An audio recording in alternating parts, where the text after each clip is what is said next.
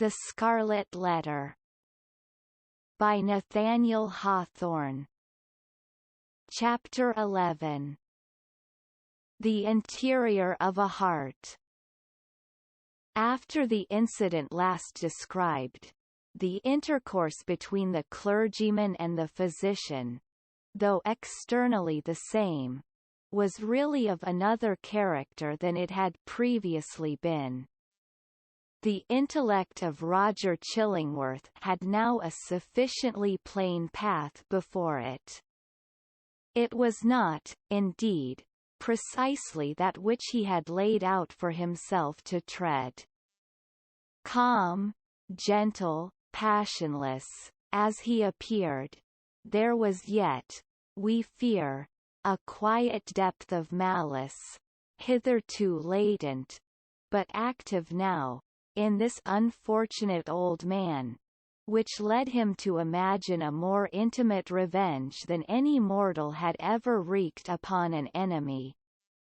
To make himself the one trusted friend, to whom should be confided all the fear, the remorse, the agony, the ineffectual repentance, the backward rush of sinful thoughts, expelled in vain.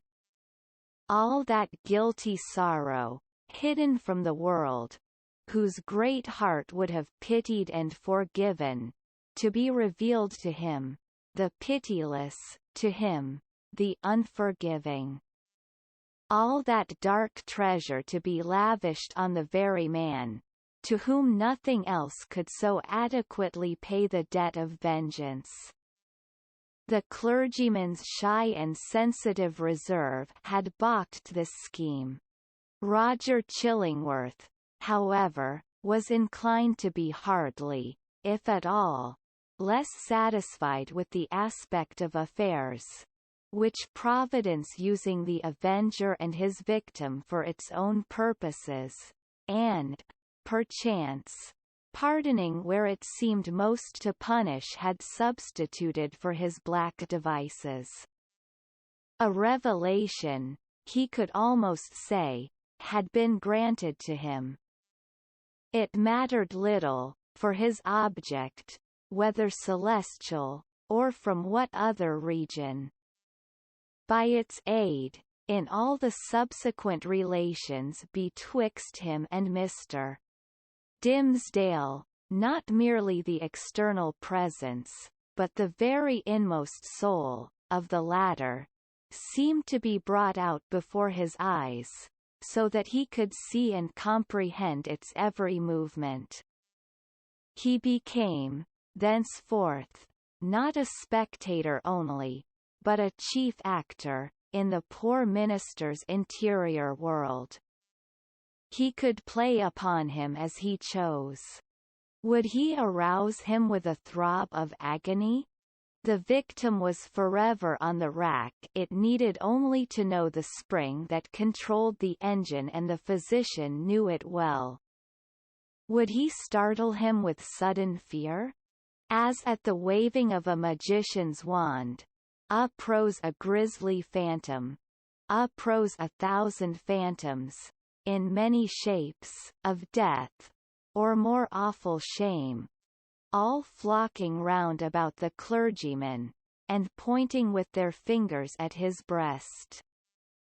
All this was accomplished with a subtlety so perfect, that the minister, though he had constantly a dim perception of some evil influence watching over him, could never gain a knowledge of its actual nature.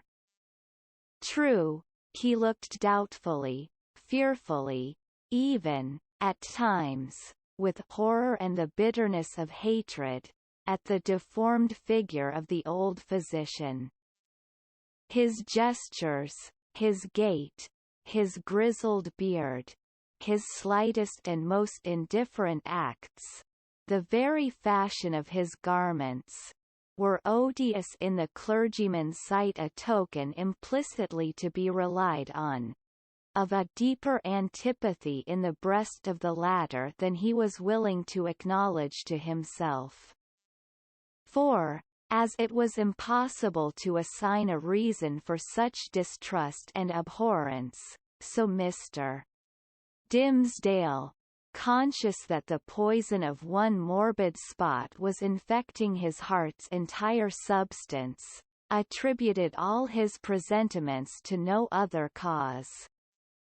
He took himself to task for his bad sympathies in reference to Roger Chillingworth, disregarded the lesson that he should have drawn from them, and did his best to root them out.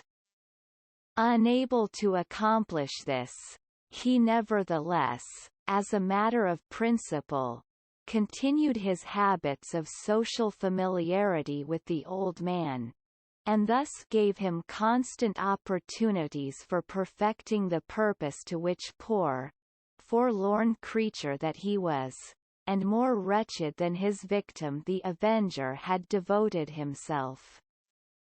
While thus suffering under bodily disease, and gnawed and tortured by some black trouble of the soul, and given over to the machinations of his deadliest enemy, the Reverend Mr. Dimmesdale had achieved a brilliant popularity in his sacred office.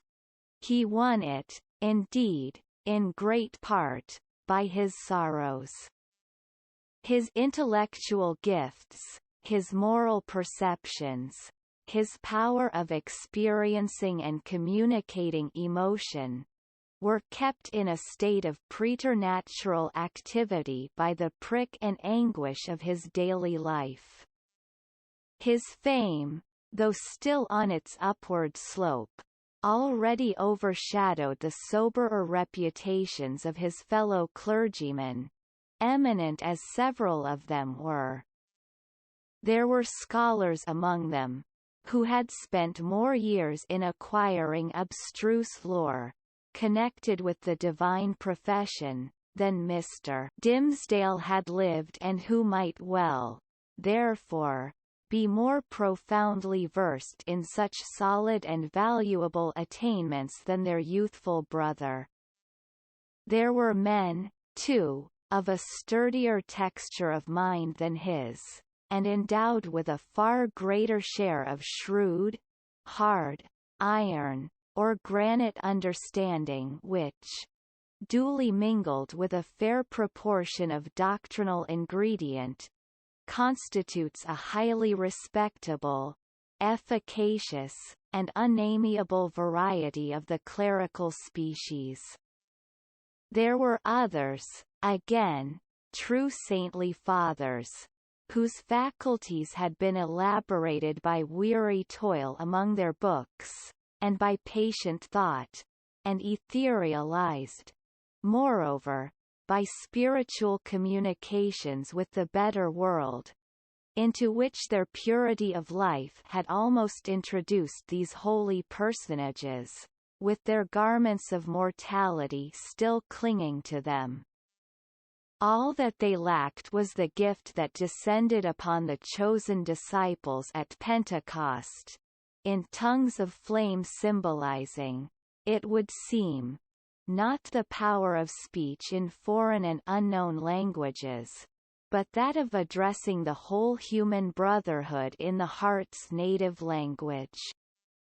These fathers, otherwise so apostolic, lacked heaven's last and rarest attestation of their office, the tongue of flame. They would have vainly sought had they ever dreamed of seeking to express the highest truths through the humblest medium of familiar words and images. Their voices came down, afar and indistinctly, from the upper heights where they habitually dwelt.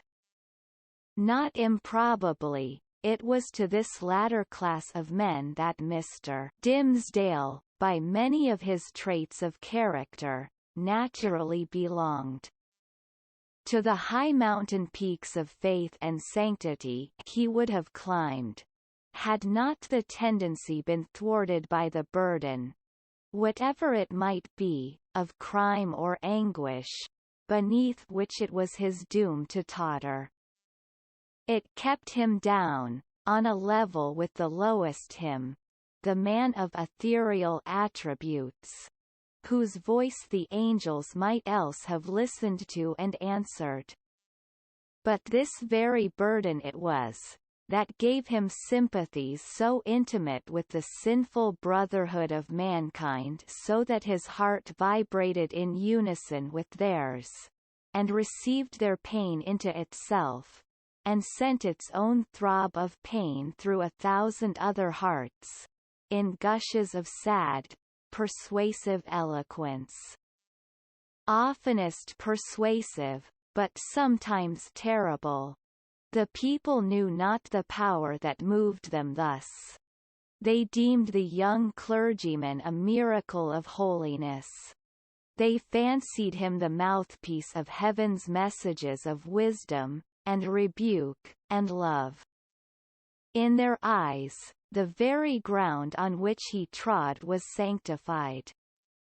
The virgins of his church grew pale around him, victims of a passion so imbued with religious sentiment that they imagined it to be all religion, and brought it openly, in their white bosoms, as their most acceptable sacrifice before the altar.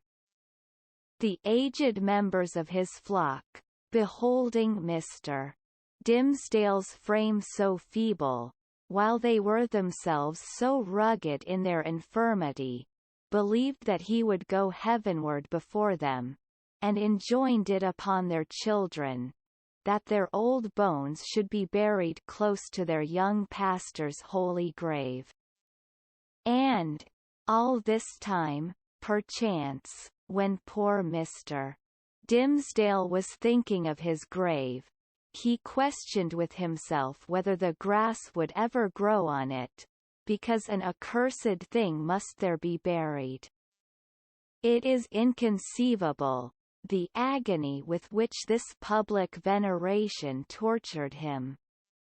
It was his genuine impulse to adore the truth, and to reckon all things shadow-like, and utterly devoid of weight or value, that had not its divine essence as the life within their life. Then, what was he? A substance? Or the dimmest of all shadows? He longed to speak out, from his own pulpit, at the full height of his voice, and tell the people what he was. I, whom you behold in these black garments of the priesthood, I, who ascend the sacred desk, and turn my pale face heavenward, taking upon myself to hold communion, in your behalf, with the Most High Omniscience, I, in whose daily life you discern the sanctity of Enoch, I, whose footsteps, as you suppose, leave a gleam along my earthly track, whereby the pilgrims that shall come after me may be guided to the regions of the blessed. I, who have laid the hand of baptism upon your children, I, who have breathed the parting prayer over your dying friends, to whom the Amen sounded faintly from a world which they had quitted, I, your pastor, whom you so reverence and trust, am utterly a pollution and a lie. More than once, Mr. Dimsdale had gone into the pulpit, with a purpose never to come down its steps, until he should have spoken words like the above. More than once, he had cleared his throat, and drawn in the long, deep, and tremulous breath, which, when sent forth again, would come burdened with the black secret of his soul. More than once, nay, more than 100 times he had actually spoken. Spoken. But how? He had told his hearers that he was altogether vile, a viler companion of the vilest, the worst of sinners, an abomination, a thing of unimaginable iniquity, and that the only wonder was, that they did not see his wretched body shriveled up before their eyes, by the burning wrath of the Almighty. Could there be plainer speech than this? Would not the people start up in their seats, by a simultaneous impulse, and tear him down out of the pulpit which he defiled? Not so, indeed. They heard it all, and did but reverence him the more. They little guessed what deadly purport lurked in those self-condemning words. The godly youth, said they among themselves, the saint on earth. Alas, if he discern such sinfulness in his own white soul, what horrid spectacle would he behold in thine or mine? The minister well knew subtle, but remorseful hypocrite that he was. The light in which his vague confession would be viewed.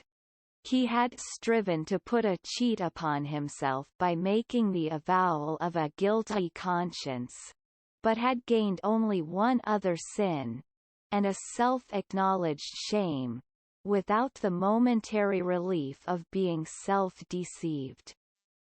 He had spoken the very truth, and transformed it into the veriest falsehood. And yet, by the constitution of his nature, he loved the truth, and loathed the lie, as few men ever did.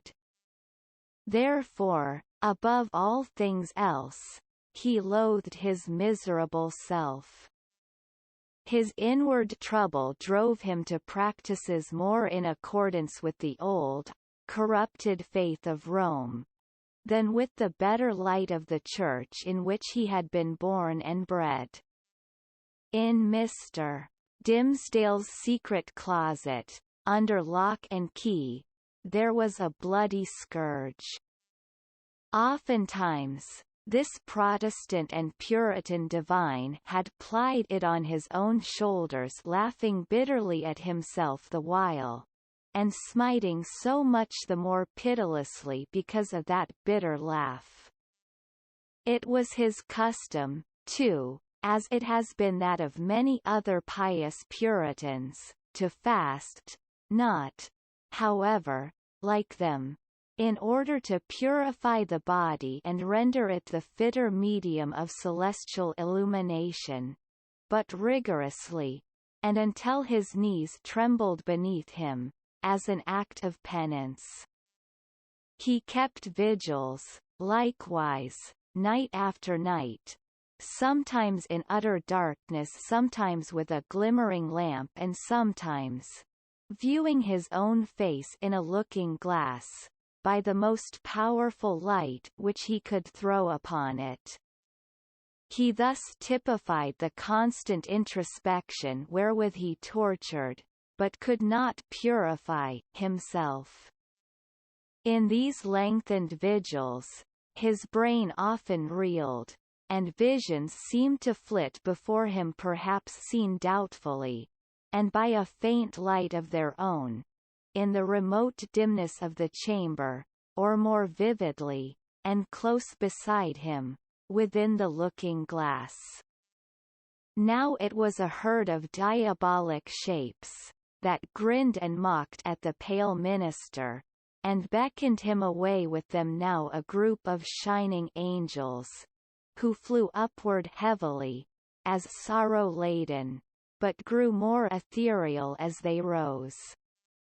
Now came the dead friends of his youth, and his white-bearded father, with a saint-like frown, and his mother, turning her face away as she passed by. Ghost of a mother, thinnest fantasy of a mother, methinks she might yet have thrown a pitying glance towards her son. And now, through the chamber which these spectral thoughts had made so ghastly, glided Hester Prynne, leading along little Pearl, in her scarlet garb, and pointing her forefinger, first at the scarlet letter on her bosom, and then at the clergyman's own breast. None of these visions ever quite deluded him. At any moment, by an effort of his will, he could discern substances through their misty lack of substance, and convince himself that they were not solid in their nature, like yonder table of carved oak, or that big, square, leathern-bound and brazen-clasped volume of divinity. But, for all that, they were, in one sense, the truest and most substantial things which the poor minister now dealt with. It is the unspeakable misery of a life so false as his, that it steals the pith and substance out of whatever realities there are around us, and which were meant by heaven to be the spirit's joy and nutriment. To the untrue man, the whole universe is false, it is impalpable, it shrinks to nothing within his grasp. And he himself, in so far as he shows himself in a false light, becomes a shadow, or, indeed, ceases to exist. The only truth that continued to give Mr. Dimmesdale a real existence on this earth, was the anguish in his inmost soul, and the undissembled expression of it in his aspect.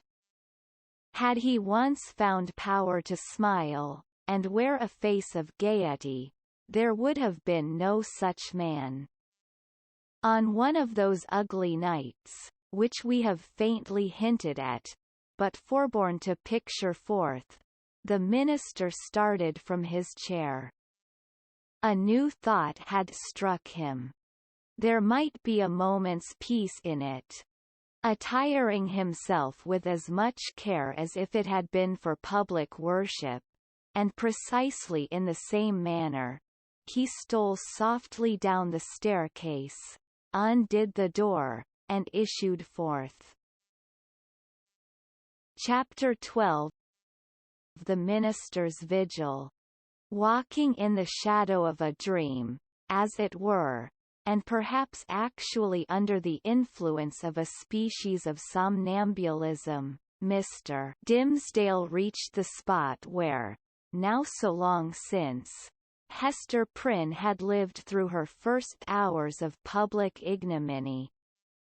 The same platform or scaffold, black and weather-stained with the storm or sunshine of 7 long years, and foot-worn, too, with the tread of many culprits who had since ascended it, remained standing beneath the balcony of the meeting-house.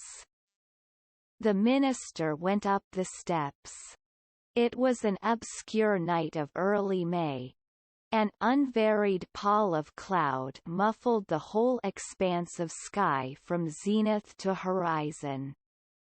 If the same multitude which had stood as eyewitnesses while Hester Prynne sustained her punishment could now have been summoned forth, they would have discerned no face above the platform, nor hardly the outline of a human shape, in the dark grey of the midnight. But the town was all asleep. There was no peril of discovery. The minister might stand there, if it so pleased him, until morning should redden in the east, without other risk than that the dank and chill night air would creep into his frame, and stiffen his joints with rheumatism, and clog his throat with catarrh and cough, thereby defrauding the expectant audience of tomorrow's prayer and sermon. No eye could see him, save that ever-wakeful one which had seen him in his closet, wielding the bloody scourge. Why, then, had he come hither? Was it but the mockery of penitence? A mockery, indeed, but in which his soul trifled with itself. A mockery at which angels blushed and wept, while fiends rejoiced, with jeering laughter. He had been driven hither by the impulse of that remorse which dogged him everywhere, and whose own sister and closely linked companion was that cowardice which invariably drew him back, with her tremulous gripe, just when the other impulse had hurried him to the verge of a disclosure. Poor, miserable man! What right had infirmity like his to burden itself with crime? Crime is for the iron-nerved, who have their choice either to endure it, or, if it press too hard, to exert their fierce and savage strength for a good purpose, and fling it off at once. This feeble and most sensitive of spirits could do neither, yet continually did one thing or another, which intertwined, in the same inextricable knot, the agony of heaven-defying guilt and vain repentance. And thus, while standing on the scaffold, in this vain show of expiation, Mr. Dimmesdale was overcome with a great horror of mind, as if the universe were gazing at a scarlet token on his naked breast, right over his heart. On that spot, in very truth, there was, and there had long been, the gnawing and poisonous tooth of bodily pain. Without any effort of his will, or power to restrain himself, he shrieked aloud an outcry that went pealing through the night, and was beaten back from one house to another, and reverberated from the hills in the background as if a company of devils, detecting so much misery and terror in it, had made a plaything of the sound, and were bandying it to and fro. "It is done," muttered the minister, covering his face with his hands. "The whole town will awake, and hurry forth, and find me here." But it was not so. The shriek had perhaps sounded with a far greater power, to his own startled ears, than it actually possessed. The town did not awake, or, if it did, the drowsy slumberers mistook the cry either for something frightful in a dream, or for the noise of witches whose voices, at that period, were often heard to pass over the settlements or lonely cottages, as they rode with Satan through the air. The clergyman, therefore, hearing no symptoms of disturbance, uncovered his eyes and looked about him. At one of the chamber windows of Governor Bellingham's mansion, which stood at some distance, on the line of another street, he beheld the appearance of the old magistrate himself, with a lamp in his hand, a white night-cap on his head, and a long white gown enveloping his figure. He looked like a ghost, evoked unseasonably from the grave. The cry had evidently startled him. At another window of the same house, moreover, appeared old Mistress Hibbins, the governor's sister, also with a lamp, which, even thus far off, revealed the expression of her sour and discontented face. She thrust forth her head from the lattice, and looked anxiously upward. Beyond the shadow of a doubt, this venerable witch lady had heard Mr. Dimmesdale's outcry, and interpreted it, with its multitudinous echoes and reverberations, as the clamour of the fiends and night hags, with whom she was well known to make excursions into the forest. Detecting the gleam of Governor Bellingham's lamp, the old lady quickly extinguished her own, and vanished. Possibly, she went up among the clouds. The minister saw nothing further of her motions. The magistrate, after a wary observation of the darkness, into which, nevertheless, he could see but little further than he might into a millstone, retired from the window. The minister grew comparatively calm. His eyes, however, were soon greeted by a little, glimmering light, which, at first a long way off, was approaching up the street. It threw a gleam of recognition on here a post, and there a garden fence, and here a latticed window pane, and there a pump, with its full trough of water, and here, again, an arched door of oak, with an iron knocker, and a rough log for the doorstep. The Reverend Mr. Dimmesdale noted all these minute particulars, even while firmly convinced that the doom of his existence was stealing onward, in the footsteps which he now heard, and that the gleam of the lantern would fall upon him, in a few moments more, and reveal his long-hidden secret.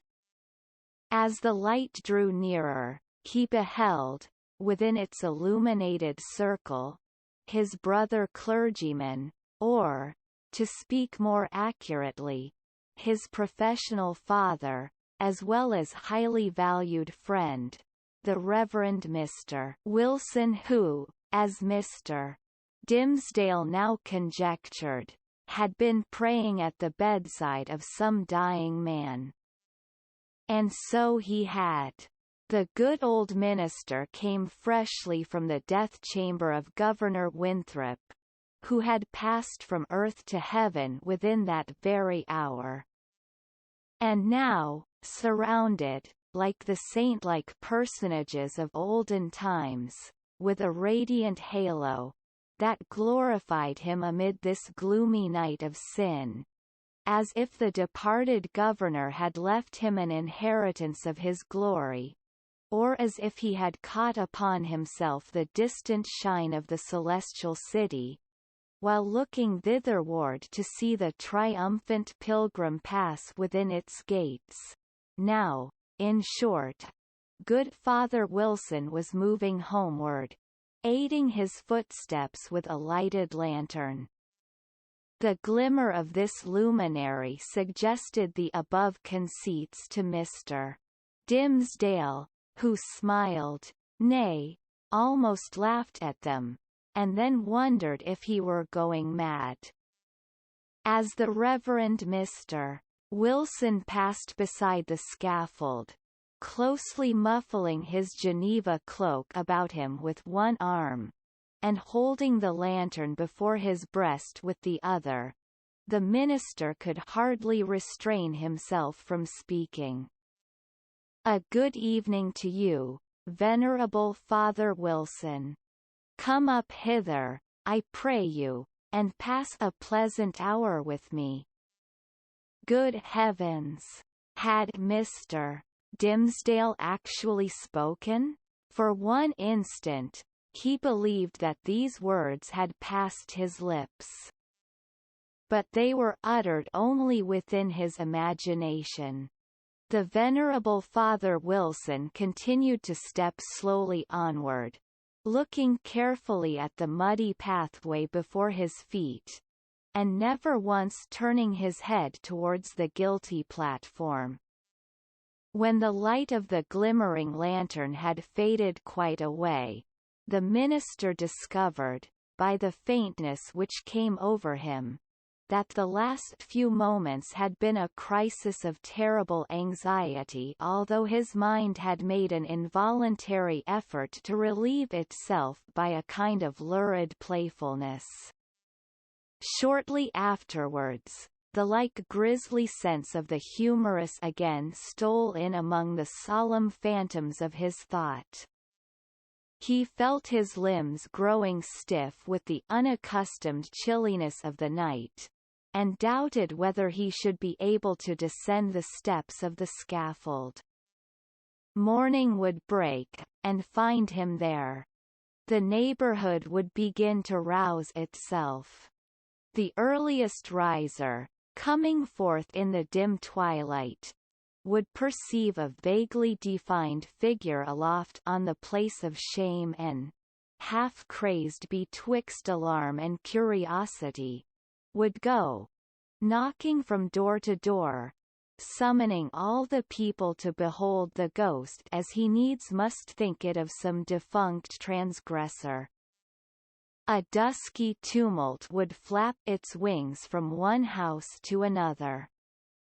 Then the morning light still waxing stronger, old patriarchs would rise up in great haste, each in his flannel gown, and matronly dames, without pausing to put off their night gear.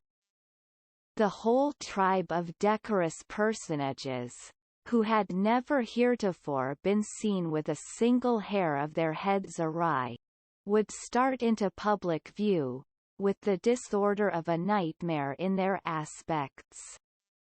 Old Governor Bellingham would come grimly forth, with his King James's ruff fastened askew, and Mistress Hibbins, with some twigs of the forest clinging to her skirts, and looking sourer than ever, as having hardly got a wink of sleep after her night ride, and good Father Wilson, too, after spending half the night at a death-bed, and liking ill to be disturbed, thus early, out of his dreams about the glorified saints.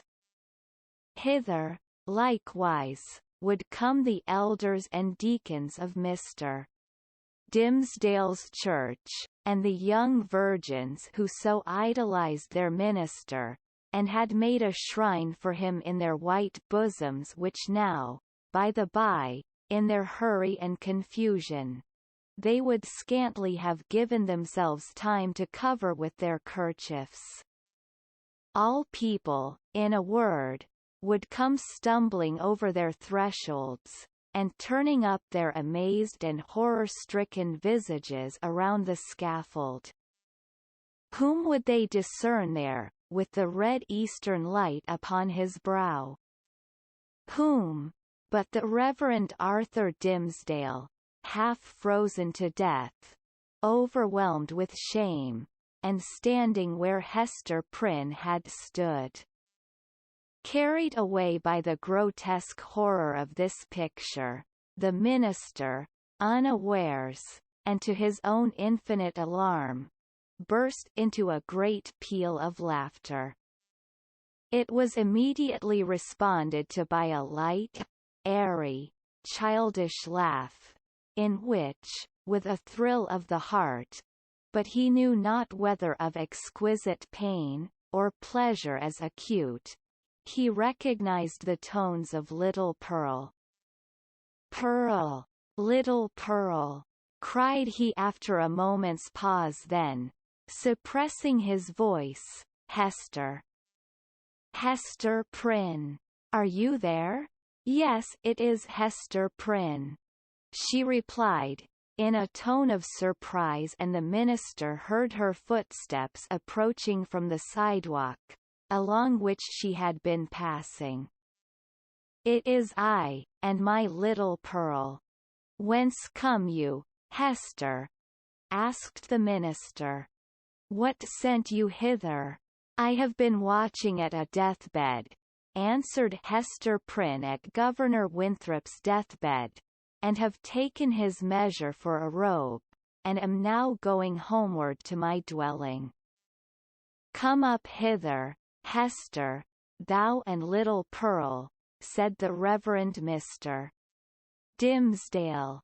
"Ye have both been here before, but I was not with you. Come up hither once again, and we will stand all three together." She silently ascended the steps, and stood on the platform, holding little Pearl by the hand.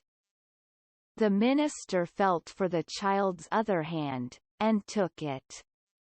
The moment that he did so, there came what seemed a tumultuous rush of new life, other life than his own, pouring like a torrent into his heart, and hurrying through all his veins, as if the mother and the child were communicating their vital warmth to his half-torpid system. The three formed an electric chain. "Minister," whispered little Pearl. "What wouldst thou say, child?" asked Mr. Dimmesdale. "Wilt thou stand here with mother and me, tomorrow noontide?" inquired Pearl. "Nay, not so, my little Pearl," answered the minister, for, with the new energy of the moment, all the dread of public exposure, that had so long been the anguish of his life, had returned upon him, and he was already trembling at the conjunction in which, with a strange joy, nevertheless, he now found himself. "Not so, my child. I shall, indeed, stand with thy mother and thee one other day, but not tomorrow." Pearl laughed, and attempted to pull away her hand. But the minister held it fast. "A moment longer, my child," said he. "But wilt thou promise," asked Pearl, "to take my hand, and mother's hand, tomorrow noontide?" "Not then, Pearl," said the minister, "but another time." "And what other time?" persisted the child. "At the great judgment day," whispered the minister, and, strangely enough, the sense that he was a professional teacher of the truth impelled him to answer the child so. "Then, and there, before the judgment seat, thy mother, and thou, and I must stand together. But the daylight of this world shall not see our meeting." Pearl laughed again. But, before Mr. Dimmesdale had done speaking, a light gleamed far and wide over all the muffled sky. It was doubtless caused by one of those meteors, which the night watcher may so often observe burning out to waste, in the vacant regions of the atmosphere. So powerful was its radiance, that it thoroughly illuminated the dense medium of cloud betwixt the sky and earth. The great vault brightened, like the dome of an immense lamp. It showed the familiar scene of the street, with the distinctness of midday, but also with the awfulness that is always imparted to familiar objects by an unaccustomed light. The wooden houses, with their jutting stories and quaint gable peaks, the doorsteps and thresholds, with the early grass springing up about them, the garden plots, black with freshly turned earth, the wheel track, little worn, and, even in the market-place, margined with green on either side, all were visible, but with a singularity of aspect that seemed to give another moral interpretation to the things of this world than they had ever borne before. And there stood the minister, with his hand over his heart, and Hester Prynne, with the embroidered letter glimmering on her bosom, and little Pearl, herself a symbol, and the connecting link between those two. They stood in the noon of that strange and solemn splendor, as if it were the light that is to reveal all secrets, and the daybreak that shall unite all who belong to one another. There was witchcraft in little Pearl's eyes, and her face, as she glanced upward at the minister, wore that naughty smile which made its expression frequently so elvish. She withdrew her hand from Mr. Dimmesdale's and pointed across the street. But he clasped both his hands over his breast, and cast his eyes towards the zenith. Nothing was more common, in those days, than to interpret all meteoric appearances, and other natural phenomena, that occurred with less regularity than the rise and set of sun and moon, as so many revelations from a supernatural source. Thus, a blazing spear, a sword of flame, a bow, or a sheaf of arrows, seen in the midnight sky, prefigured Indian warfare. Pestilence was known to have been foreboded by a shower of crimson light. We doubt whether any marked event, for good or evil, ever befell New England, from its settlement down to Revolutionary times, of which the inhabitants had not been previously warned by some spectacle of this nature. Not seldom, it had been seen by multitudes. Oftener, however, its credibility rested on the faith of some lonely eyewitness, who beheld the wonder through the colored, magnifying, and distorting medium of his imagination, and shaped it more distinctly in his afterthought. It was, indeed, a majestic idea, that the destiny of nations should be revealed, in these awful hieroglyphics, on the cope of heaven. A scroll so wide might not be deemed too expansive for Providence to write a people's doom upon. The belief was a favorite one with our forefathers, as betokening that their infant commonwealth was under a celestial guardianship of peculiar intimacy and strictness. But what shall we say, when an individual discovers a revelation addressed to himself alone, on the same vast sheet of record? In such a case, it could only be the symptom of a highly disordered mental state, when a man, rendered morbidly self-contemplative by long, intense, and secret pain, had extended his egotism over the whole expanse of nature, until the firmament itself should appear no more than a fitting page for his soul's history and fate. We impute it, therefore, solely to the disease in his own eye and heart, that the minister, looking upward to the zenith, beheld there the appearance of an immense letter, the letter A, marked out in lines of dull red light. Not but the meteor may have shown itself at that point, burning duskily through a veil of cloud, but with no such shape as his guilty imagination gave it, or, at least, with so little definiteness, that another's guilt might have seen another symbol in it. There was a singular circumstance that characterized Mr. Dimsdale's psychological state, at this moment. All the time that he gazed upward to the zenith, he was, nevertheless, perfectly aware that little Pearl was pointing her finger towards old Roger Chillingworth, who stood at no great distance from the scaffold. The minister appeared to see him, with the same glance that discerned the miraculous letter. To his features, as to all other objects, the meteoric light imparted a new expression, or it might well be that the physician was not careful then, as at all other times, to hide the malevolence with which he looked upon his victim.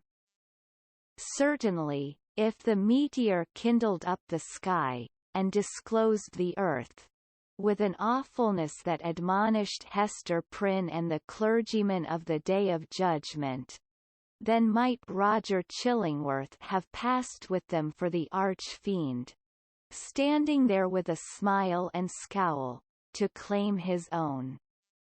So vivid was the expression, or so intense the minister's perception of it, that it seemed still to remain painted on the darkness, after the meteor had vanished, with an effect as if the street and all things else were at once annihilated. Who is that man, Hester? Gasped Mr. Dimmesdale, overcome with terror. I shiver at him. Dost thou know the man? I hate him, Hester. She remembered her oath, and was silent. I tell thee, my soul shivers at him. Muttered the minister again. Who is he? Who is he? Canst thou do nothing for me? I have a nameless horror of the man. Minister, said little Pearl, I can tell thee who he is. Quickly, then, child, said the minister, bending his ear close to her lips. Quickly, and as low as thou canst whisper. Pearl mumbled something into his ear, that sounded, indeed, like human language, but was only such gibberish as children may be heard amusing themselves with, by the hour together. At all events, if it involved any secret information in regard to old Roger Chillingworth, it was in a tongue unknown to the erudite clergyman, and did but increase the bewilderment of his mind. The elvish child then laughed aloud. Dost thou mock me now? Said the minister. Thou wast not bold. Thou wast not true, answered the child. Thou wouldst not promise to take my hand, and mother's hand, tomorrow noontide. Worthy sir, answered the physician, who had now advanced to the foot of the platform. Pious Master Dimmesdale, can this be you? Well, well, indeed. We men of study, whose heads are in our books, have need to be straitly looked after. We dream in our waking moments, and walk in our sleep. Come, good sir, and my dear friend, I pray you, let me lead you home. How knewest thou that I was here? Asked the minister, fearfully. Verily, and in good faith, answered Roger Chillingworth, I knew nothing of the matter. I had spent the better part of the night at the bedside of the worshipful Governor Winthrop, doing what my poor skill might to give him ease. He going home to a better world, I, likewise, was on my way homeward, when this strange light shone out. Come with me, I beseech you, Reverend Sir, else you will be poorly able to do Sabbath duty tomorrow. Aha! See now, how they trouble the brain, these books. These books. You should study less, good sir, and take a little pastime, or these night whimsies will grow upon you. I will go home with you, said Mr. Dimmesdale, with a chill despondency, like one awaking, all nerveless, from an ugly dream. He yielded himself to the physician, and was led away. The next day, however, being the Sabbath, he preached a discourse which was held to be the richest and most powerful, and the most replete with heavenly influences, that had ever proceeded from his lips. Souls, it is said more souls than one, were brought to the truth by the efficacy of that sermon, and vowed within themselves to cherish a holy gratitude towards Mr. Dimmesdale throughout the long hereafter. But, as he came down the pulpit steps, the grey-bearded sexton met him, holding up a black glove, which the minister recognized as his own. It was found, said the sexton, this morning, on the scaffold where evil-doers are set up to public shame. Satan dropped it there, I take it, intending a scurrilous jest against your reverence. But, indeed, he was blind and foolish, as he ever and always is. A pure hand needs no glove to cover it. Thank you, my good friend, said the minister, gravely, but startled at heart, for, so confused was his remembrance, that he had almost brought himself to look at the events of the past night as visionary. Yes, it seems to be my glove, indeed. And since Satan saw fit to steal it, your reverence must needs handle him without gloves. Henceforward, remarked the old sexton, grimly smiling. But did your reverence hear of the portent that was seen last night? A great red letter in the sky, the letter A, which we interpret to stand for angel. For, as our good Governor Winthrop was made an angel this past night, it was doubtless held fit that there should be some notice thereof. No, answered the minister, I had not heard of it.